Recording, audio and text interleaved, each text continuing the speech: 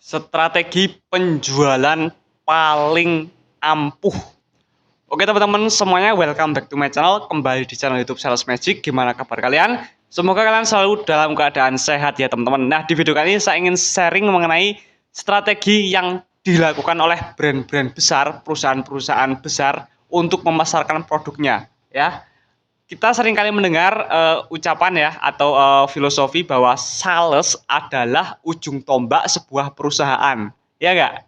Jadi ujung tombaknya itu ya tetap sales, dan itu memang benar. Misalnya ada sebuah brand HP misalnya ya teman-teman, brandnya itu strateginya udah bagus, tapi dia merekrut sales yang nggak worth it. Ya yang terjadi adalah programnya, strateginya nggak akan berjalan. Sama dalam dunia retail juga seperti itu. Misalnya ada brand-brand besar, dia itu strategi pemasarannya udah bagus, udah oke lah, pokoknya semua prepare, semua persiapan udah dilakukan, tapi karyawan atau sales dan tim marketingnya itu nggak, apa ya, bisa dibilang nggak sesuai SOP. Yang terjadi apa? Yang terjadi adalah produknya tidak akan jalan.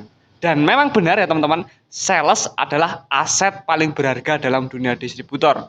Nah, tapi sebenarnya ya teman-teman, masih banyak orang yang belum sadar bahwa sebenarnya sales ya adalah ujung tombak kedua sebuah perusahaan.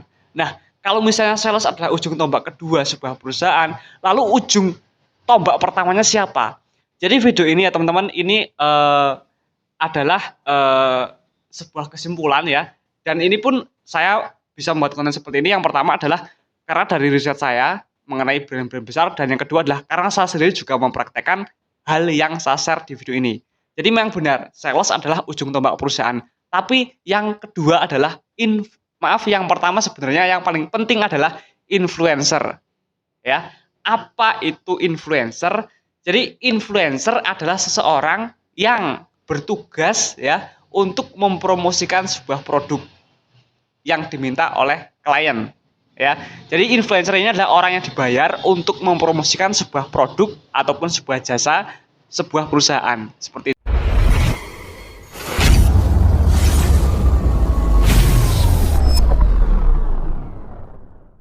Nah, gini teman-teman, kalau misalnya kalian itu sering menonton channel YouTube artis-artis ya teman-teman, seperti misalnya di channelnya Om Deddy Corbuzier ya, di situ banyak sekali brand-brand besar, entah itu produknya berupa barang maupun jasa, yang mempromosikan produk atau jasa mereka di podcastnya Om Deddy.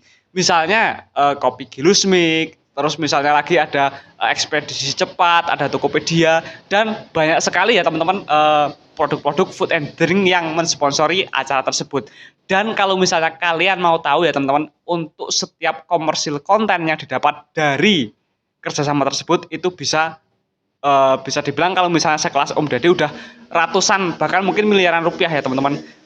Dan kalau misalnya saya sendiri pun, saya juga pernah mendapatkan komersil konten tapi dari brand lokal ya teman-teman, belum brand besar, dan itu pun untuk subscriber saya yang hanya sekitar 30.000, itu pun saya dapat bisa dibilang lumayan lah ya teman-teman, lumayan lah. Nah, tapi gini teman-teman, kenapa perusahaan itu mau membayar mahal kepada seseorang untuk mempromosikan produk mereka?